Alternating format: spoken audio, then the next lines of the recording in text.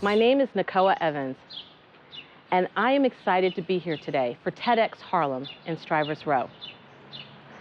And although I've lived in Harlem and worked in Harlem for almost 22 years, my journey towards becoming a member of this historic community was far from a straight path.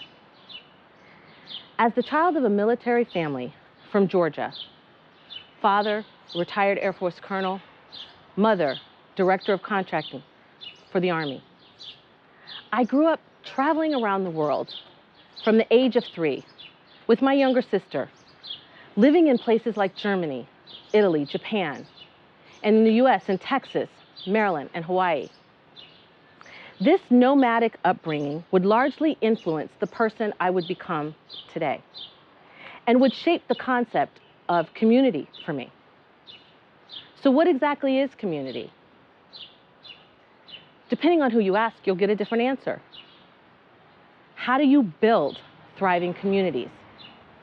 The pandemic has shown us that we are all part of a global community, connected through a shared experience and aligned along similar goals to survive COVID and rebuild our communities. Having moved 11 times throughout my childhood and young adult life, the concept of community for me was not defined by a physical place. It was defined by the people in my life, my family, my military community, a changing sense of place that evolved each time my home was relocated. After I graduated from high school in Japan, I relocated to Stanford University, arriving on campus as a freshman in 1987. Having spent half my childhood overseas, I was suddenly in the United States, alone, on campus, without my family, without my community. So I immediately began to seek out a new one, which led me to meeting 2 women who would largely influence my campus life and life beyond. Andrea Jones and Nico Peterson, seniors on campus and members of a network that would ultimately become my new community, a sorority, Delta Sigma Theta. The bond that I have with the women in this network to this day is unparalleled and continues to provide a platform through which I give back to my community through public service.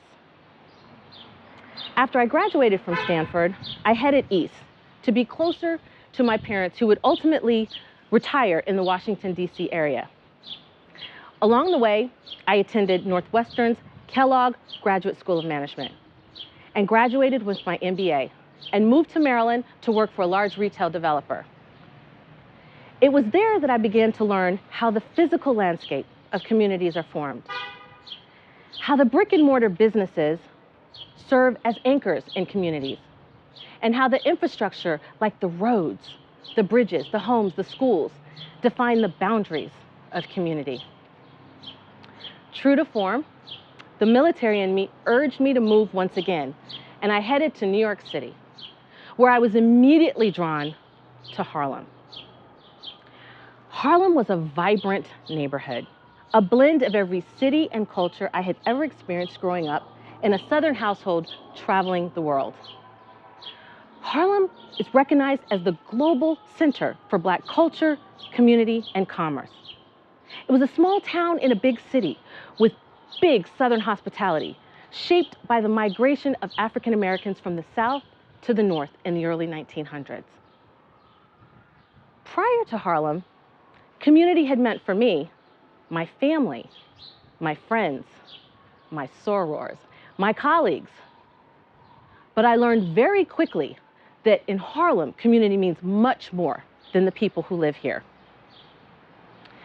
Community in Harlem is history, heritage. It's the legacies of multi-generational families, like that of Vi Higginson, founder of the Mama Foundation for the Arts, whose family has roots in Harlem that date back 100 years or more. Community in Harlem is historic landmarks like the Apollo Theater.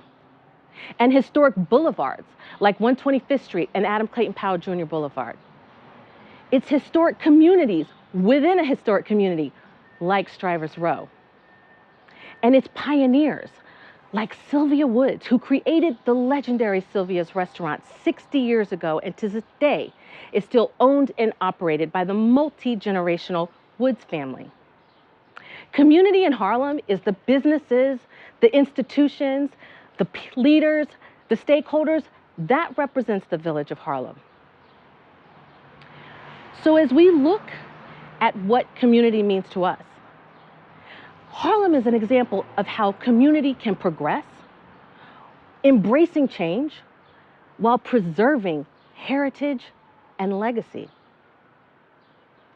Since the age of 6, I always knew I wanted to be an entrepreneur. I wanted to be a member of the community as a business owner.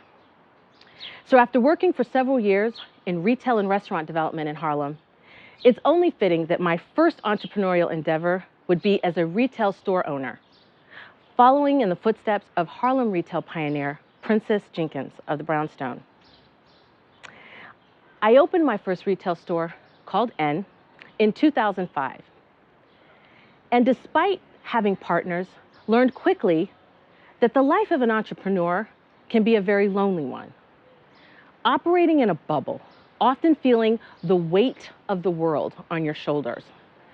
So I knew I needed to seek out a new community, a community of entrepreneurs who shared my experience and could offer the support that I need. This led to the formation of Harlem Park to Park, a business alliance I co-founded with 8 other entrepreneurs in 2009 during the economic downturn.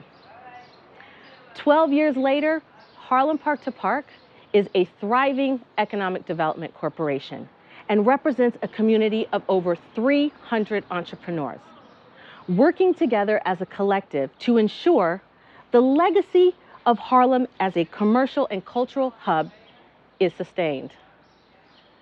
As the executive director of Harlem Park to Park for the last 11 years, I've been committed to this mission, working in partnership with fellow board members, stakeholders, strategic partners, to ensure that the community of entrepreneurs in Harlem benefit economically from the commercial renaissance Harlem is experiencing. Throughout my career, I have championed small business development in markets around the country. But my proudest accomplishments have been achieved right here in Harlem. Like the Harlem Local Vendor Program, which I created in partnership with Whole Foods Market and Columbia Business School. This business accelerator program was created for the very purpose of creating a community of producers of locally made product, to help these businesses with education and access to scale their businesses so they could secure distribution with large-scale retailers.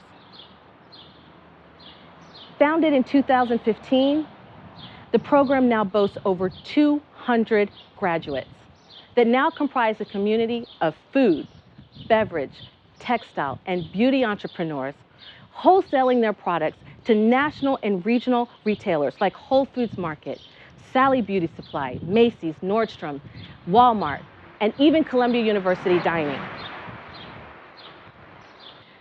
I was honored to respond to the community's call to action to spearhead the installation of the Black Lives Matter mural in Harlem, in partnership with community-based organizations Valink PR and Gotta Stop.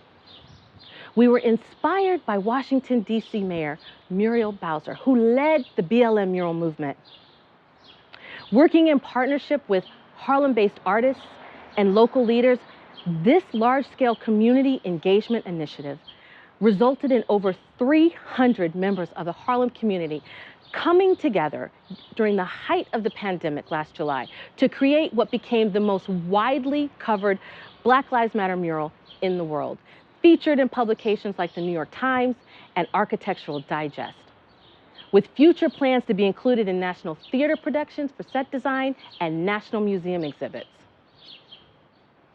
Through a strategic partnership with Uber and Uber Eats, a company committed to connecting communities, My colleagues and I implemented a national pilot program designed to support Black-owned restaurants disproportionately impacted by the pandemic. This program provided custom-built outdoor dining structures for restaurants in Strivers Row to expand the outdoor seating capacity, including my own restaurant, Sexy Taco, which I co-own with my longtime friend and hospitality veteran, Brian Washington Palmer. This was in response to the nationwide closure of indoor dining in restaurants everywhere. Designed by Harlem-based architects, featuring artwork by Harlem-based artists, the artists who had created the Black Lives Matter mural, this program also included 5 months of placemaking programming designed to activate the corridor in Strivers Row. This set a new standard for community and corporate partnerships that integrate culture, community, and commerce. Branded as the Renaissance Pavilion in Strivers Row, the program commissioned the service of 32 small businesses, 27 of which were Black-owned businesses, 84%, representing technology companies, community-based organizations, media companies, architects, artists, merchants, all working together to support the community of Strivers Row.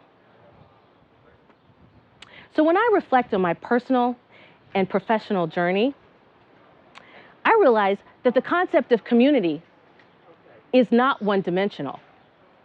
Community can represent friends, family. It can represent the people you meet each week at your local cafe or bar. Community can represent the networks you're a part of, professional or personal, or the neighborhoods, the towns, the villages we live in, and the gatekeepers and stakeholders who protect them. I keep this in mind as I continue to advise corporate brands, strategic partners, stakeholders, entrepreneurs, seeking strategies to engage and build communities. The question is, how do you drive progress in our communities while preserving the culture, heritage, and legacy of our communities? The truth is, the secret to building and sustaining community is recognizing the unique assets of that community and harnessing the collective power under a unified goal, regardless of what the goal may be. So as we look back on the lessons learned during this past year and reimagine a post-pandemic world, I leave you with these 3 questions. What does community mean to you? What does the future hold for your community? And what role will you play in shaping its future? Thank you for taking this journey with me. And welcome to Harlem.